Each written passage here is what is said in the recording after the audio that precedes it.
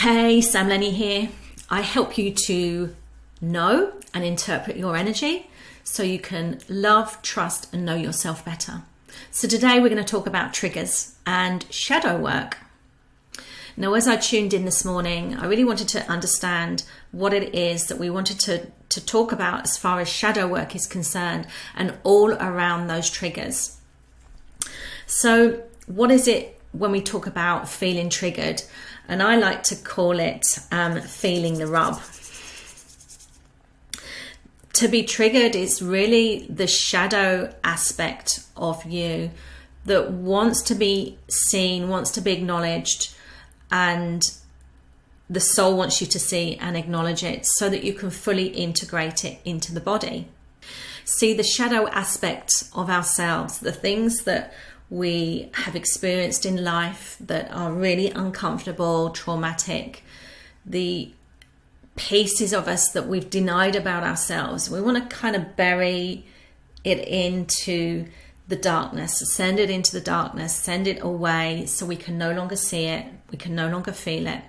And that creates walls and boundaries within our energy center, with our energetic body, that stop us from being the complete whole self. And triggers have this kind of, sometimes they can have this viewpoint that the triggers are, because they feel uncomfortable, it's something that we want to, as human beings, deny that we have felt it. And when we feel triggered by something, by somebody, the response can be within the body, can be to go onto the attack or to project ourselves, project stuff onto that person or onto that experience, particularly when we're in relationship with other people, which is generally when triggers come up, because we've had some sort of interconnectedness with somebody, conversation and experience, and that's when we tend to receive these triggers. That's when they arrive. So when we're triggered, when we're feeling the rub, what is actually going on is that we're being presented with mirrors. Everything outside of us is a mirror. It has the potential to show us what is missing, what is hidden within us that wants to be acknowledged and seen. Shadows are you could kind of see them like blocks, and those blocks are where we hide our feelings, where we experience feelings of shame, of guilt, of feelings of reticence, maybe some sort of inferiority, where we just feel like incomplete, where we feel incomplete.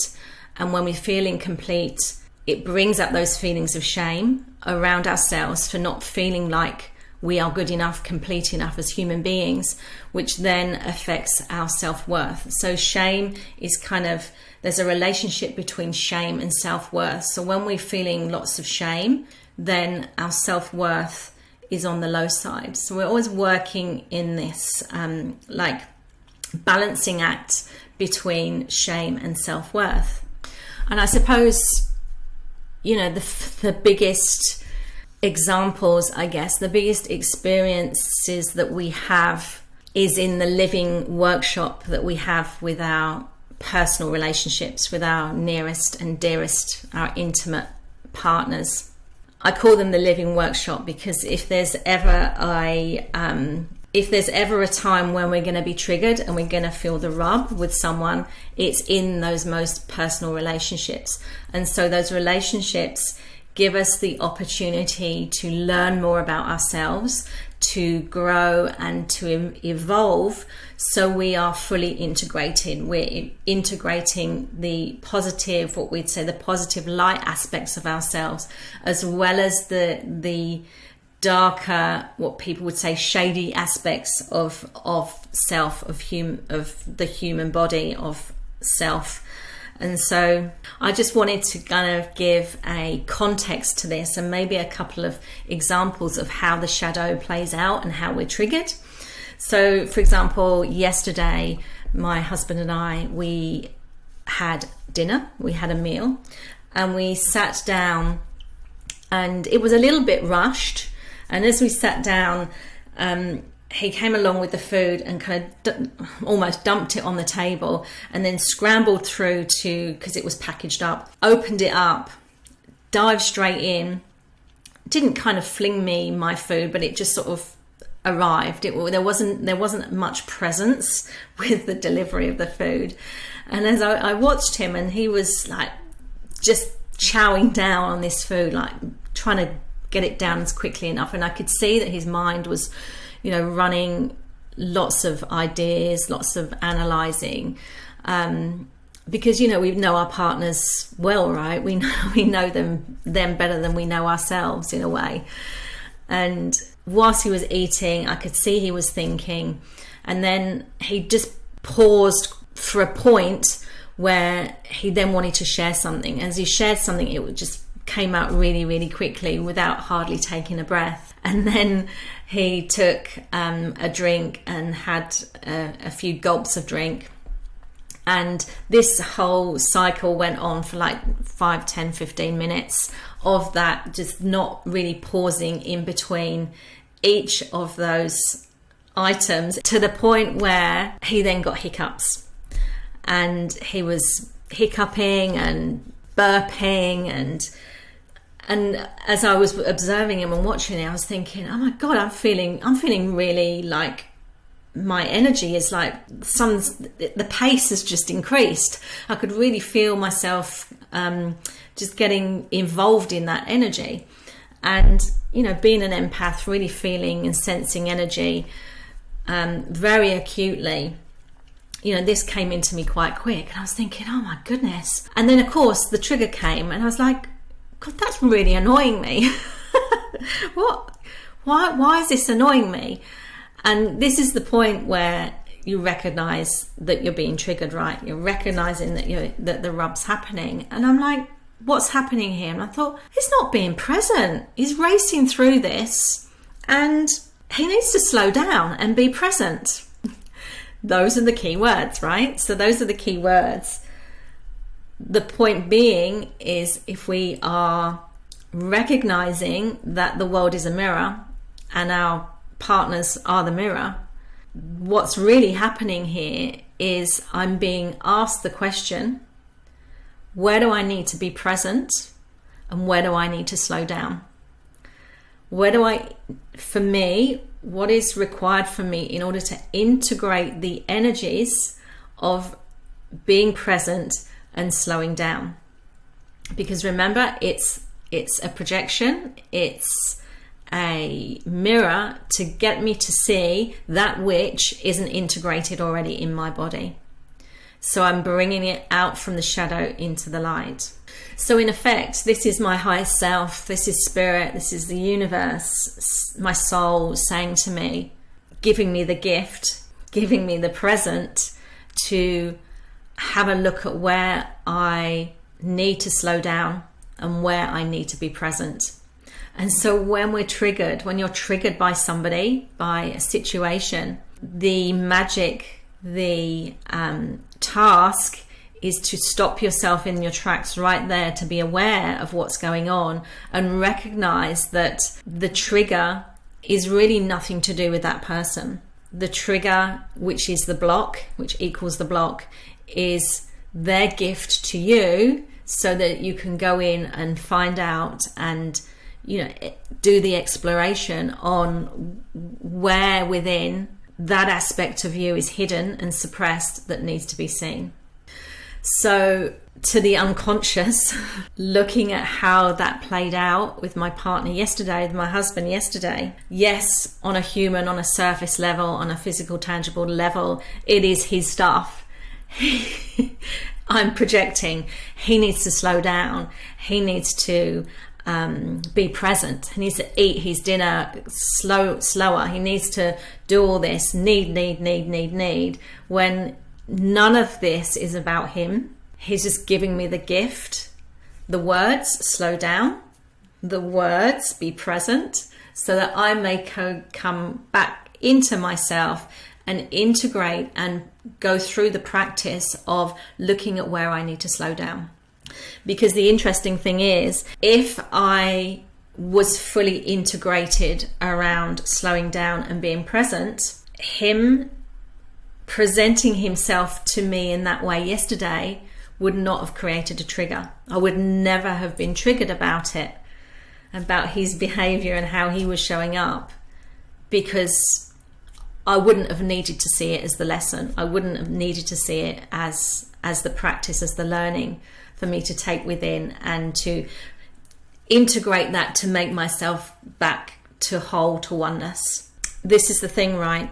You are a divinely perfect human being. And the traits that we see in ourselves, that we experience in others, that we can see in others, all traits are perfect.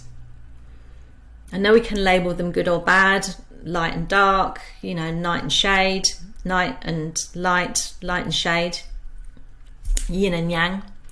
However, we don't want to create separation. There's no separation in that. To see both of those aspects of self and to accept all traits is to be the complete human being, the divine being that you already are. In essence, we attract what is suppressed and denied within ourselves. And I've got another great example here. If we don't like people that show off, that are showy, then we'll attract them in. They'll appear on our newsfeed, they'll appear, on social media, they'll appear as a meeting with somebody, somebody new. Or once seeing this person, we'll try and push them away. We'll try and deny them space in our lives. This is simply an invitation to integrate the block, the shadow aspect within where showing off has been suppressed, where we must integrate now that feeling, that showing off feeling, in order to become whole. Why do we feel this block? Why do we feel this suppression? It's because somewhere in life, probably during childhood, and there will be a past lives aspect as well, for whatever reason, we didn't feel that it was safe to be showy or to show off. And so we denied that aspect of self, hid it away, hid it into the darkness, and felt shame over that. And we can see that we quite often, I know, when we're children, our upbringing, the way we've been raised, we can learn aspects of ourselves that we believe aren't worthy, aren't valid, because we're told that we can't do that. So, being showy is just one example where as a personality you can be light, bright and funny and showy offy and loud and whatever as a child, but that parental conditioning, that parental guidance has told us it's not right to be showy. And that's where the shadow comes in, where the obstacle, the block comes in, and we take it there, and there it stays. However, when we block it, when we shadow it, we are you're stopping yourself from being your most whole, most authentic, best self.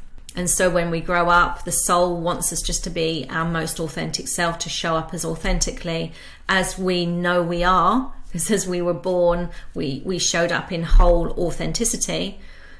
We're just reclaiming that, bringing that back. And that's where the triggers are such gifts for us to go there and go, okay, right. Okay, I realized that I'd suppressed that, and I'm now safe to bring it back out. So if you find yourself in a triggering situation, if you're feeling the rub, you can ask yourself a couple of questions. If this block, if this trigger is coming up, it represents shame. So where is this shame or feeling inferior coming from? Question number 1. Second question, when was the first time in my life that I experienced this, that I felt this, and with whom? Question 3, and in what way does this now obstruct me from being my best, most authentic self? Now, you may not get the answers right away, and that's okay. That's perfect as well, because the shadow doesn't want to be seen. Because when the shadow is seen, then it knows that you are going to change and you're going to do something about it to integrate it. And so therefore it doesn't want you to change. It doesn't want you to look at the obstacle, look at the shame around the trigger and change things up. So don't worry if you don't see this shadow aspect and the meaning behind it right away. But I recommend that you just drop into some stillness. Find a stillness within the body. This is where your mind can open up, it can soften, it can loosen up. The subconscious can loosen up. And just allowing yourself to let go while you're asking the questions and have no attachment to what wants to be seen, what words, what expressions, what pictures come up into the mind as you ask those questions. So just let yourself go wherever you want to go, wherever your mind wants to go, and then journal whatever comes up. And this is you beginning to unpack that shadow, to do that shadow work so you can come back to your truest, most authentic, complete self. And then you can go into doing more shadow work. You can go into doing more past life work if you would love to just see where your soul's been and what you're bringing forward into this time through the Akashic records, through energy healing. You know, it's open and it's available to explore. This process may take a little bit of time because your shadow, as I say, it's taken you in your younger years to begin to suppress that, and it's been suppressed through the decades to this point. So give yourself time, be patient with yourself as you explore your shadow. So I hope this was useful. Send me a note if you would love to share your experiences of your shadow, and I look forward to hearing your news, your stories, and I'll see you again soon. Take care.